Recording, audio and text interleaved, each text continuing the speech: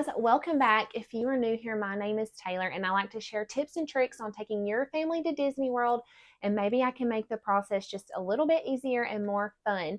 If you are new, hi, welcome, and I'm so happy that you're here. Today we are going to be talking about what you need to be planning, prepping 100 days out from your trip. So as you guys know, we have a trip coming up in November, so we're sort of at that 100-day mark too. And I wanted to let you guys know what I start doing 100 days out from our trip.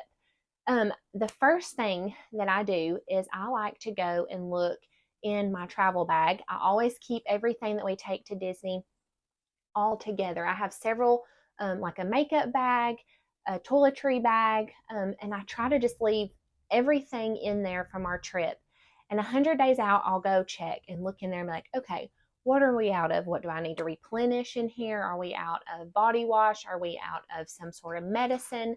So I try to do that and make sure that I at least write down, okay, I know I need this, and I need this. And then when I get a chance, I will run and go get it, or just kind of when I go to the grocery store, be like, okay, well, I'm going to throw that in here this time. Because, like I say, a lot of times Disney World is expensive and it's hard to buy everything you need all at once. And so I know a lot of you are probably thinking 100 days out, Taylor, like that's a long time and you're already worried about like your toiletry bag.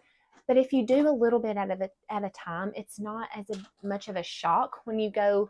And if you were to do everything at once, like buy all your clothes at once that you wanted, all the toiletry items you needed, all the gear that you have to take, all the fans. Like I do a little bit along the way, and then that way you're not hit with such a big price tag. So go ahead and look and think, okay, what toiletries do I need? What am I out of? And I'll make a list. And then as I go to the grocery store, one time I may buy the medicine that we're out of. The next time I may buy the body wash I'm out of. And so that way, like I said, you're not having to buy all this stuff at one time. So that really, really helps me and my family out.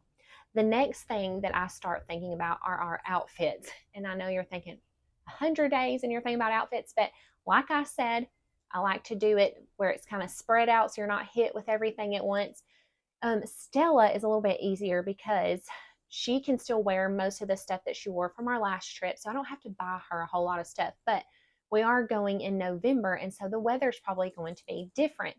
Most of the time, it's never super cold there. It can be, don't get me wrong, but it's never super, super cold. So most of the time, when you go in the fall, winter months, most of the time just the winter months, because the fall's probably still going to be warm.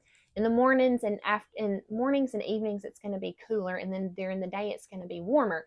So you need to think about, okay, what am I going to take? I'm going to take shorts, leggings. Do I need a sweatshirt, a jacket, t-shirts? So I just kind of start thinking, okay, what all do I need? Do I want a new pair of leggings? Do I need a new sweatshirt? Do I want a new sweatshirt? Because we're going to be going and it's going to be decorated for Christmas. I don't have a Disney Christmas sweatshirt and I really want one. So I'm going to order one of those from Etsy. So I'll just kind of mark on my, I keep a notebook, as you can tell, of like everything that basically this is my Disney notebook. I keep everything about our trips, just whatever in this notebook. And so I'll start list. And so I'm going to start listing, okay, Stella has these 5 outfits that I know she can still wear that will work in November, and we're going to take those. Okay, and then I'll go to Taylor, me. So this is what I have. This is what still works for me. I may need this. I may need some new socks. And I'll just kind of start jotting that down too. That way when you make a Target run and I need new socks, I can just throw those in the buggy that trip and buy those. And then the next time I go, I may, need a new pair of leggings or whatever. So I start going through kind of everybody's closet and being like, okay, here's some outfit ideas that I know will still work. And that just makes life a whole lot easier. I feel like the sooner you start planning, the less stress or stressful it is when you are going on a trip, any kind of trip. If I wait till last minute, I'm just like throwing whatever I can find in there. Nothing's organized. I don't have outfits made. I'm just like, oh, well, I can just throw this and I'll try this. And then you get where you're going and you're like, I have nothing to wear because I just threw everything in there. And I don't like feeling that way. I like to have options because, one day you may feel like, ooh, I don't really feel like wearing that because I feel kind of bloated. Or I'm not wearing that today because it's cold and I don't want to wear shorts. So you just kind of have to be prepared and go, sorry, Sola said to me something. So the sooner you start planning your outfits and all that, it just, to me, it makes life so much easier, especially if you have little kids. And if you have really little kids, they grow fast. You may not have stuff that's still going to fit them from your last Disney trip. Or you may have never been to Disney and you're wanting to buy all these new clothes. Well, if you start earlier, you can buy a little at a time, and that helps a whole lot. So that's the second thing. I start looking at all of our outfits. The next thing I tell my family to start thinking about, and we'll kind of just start jotting them down as we think about them, are the restaurants that you want to eat at, especially the table service restaurants that you need reservations for. So 60 days out from your trip, you start booking your dining reservations, or your, like, Oga's Cantina. We love Oga's Cantina. Stuff like that. Bippity Boppity Boutique, Savi's Workshop, all that you book 60 days out. So I tell my family, okay, guys, start thinking of what you want to do, where you want to eat, what's important to you, and let's make a list. So that way, when 60 days comes, and it's time to book your dining reservations or your Bippity Boppity Boutique reservation, all those reservations that you have to book 60 days out, you already have a good idea of, okay, this is what my family wants to do.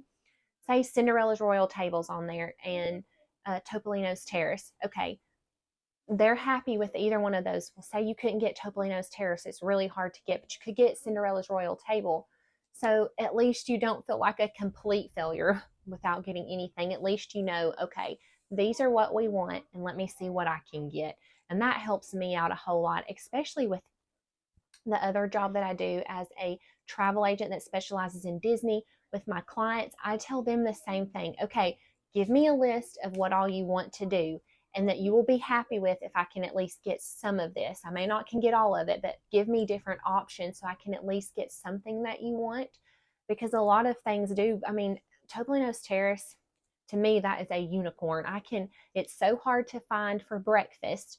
So just kind of ask your family, what do you want to do? What are your 3 favorite restaurants, or what are the top 3 things that you want to do that requires a reservation? That way, when the time comes, you don't have to be frantic, because it's already stressful enough when you're trying to book all this stuff on your 60-day mark at 5 in the morning, our time, 6 Florida time. I don't remember what time zone we're in, but anyways, so that helps me out a lot. Like I said, that's already a stressful situation. So if you're on your phone come 5 a.m. on your booking day and you have a list of what everybody wants, it is just that much less stress. So be thinking about where you want to eat and what you want to do. Okay. Another thing that I do 100 days out, if you have little kids, is I go ahead and I book our stroller. That's just another thing I can check off the list. So, like I've said in previous videos, we use Kingdom strollers. I absolutely love Kingdom strollers. They've always been really, really good.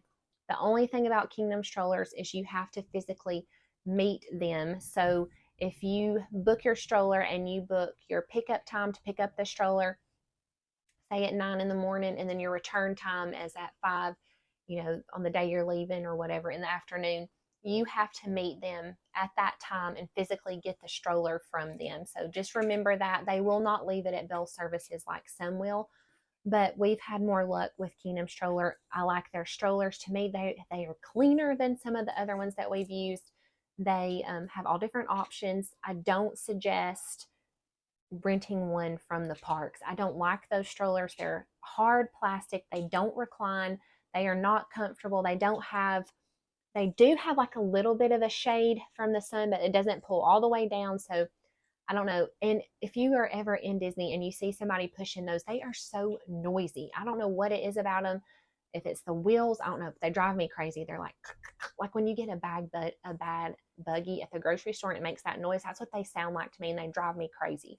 So that's just my opinion, though. But we love Kingdom strollers, and I will start looking at what stroller we're going to get and go ahead and booking that 100 days out too. And like I said, that's just one more thing you can check off your list. Okay, so the last thing that I do, for those of you who don't know, my full-time job, I'm a hairstylist. And so 100 days out, I start planning my work schedule, like getting it all organized. Like I said, we're going in November. That's holiday time. everybody wants their hair done for the holidays. And so that time is so hectic for me. And I don't want any of my clients to forget or be upset with me that I'm going to be out. So I start sending them reminders like, hey, I'm going to be out of town, this week. If you want your hair done for the holidays, like try to come around this time. And so I just start working, like I said, on my work schedule. And you guys may need to do that too. No matter what job you have, you're going to have to ask off.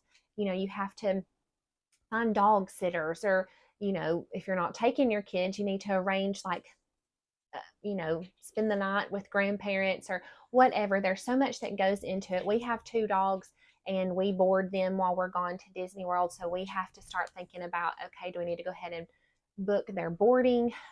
There's just so much to think about with work and just trying to get your life ready for you to be gone. Like I said, that's the holidays. Not only is it hard to take off from work just in a regular time, but around the holidays, it's a little bit harder. A lot of people want off for the holidays. So to me, there's a lot more planning that goes into it if you're going to be leaving or going on vacation during the holidays. So that's another thing. You might want to start thinking about your work if you haven't asked off already.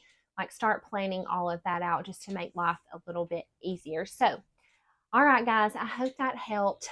That's what I start doing. Me and my family do 100 days out from our trip. I hope this helped. Those are just some things that we do. If you guys can think of some other things that y'all do, y'all leave me a comment, because I'm sure I'm forgetting something or I may learn something new. So y'all share what y'all do 100 days out from your trip. So I hope you guys have a great day. Y'all stay tuned for more videos, and I'll see you guys next time. Bye.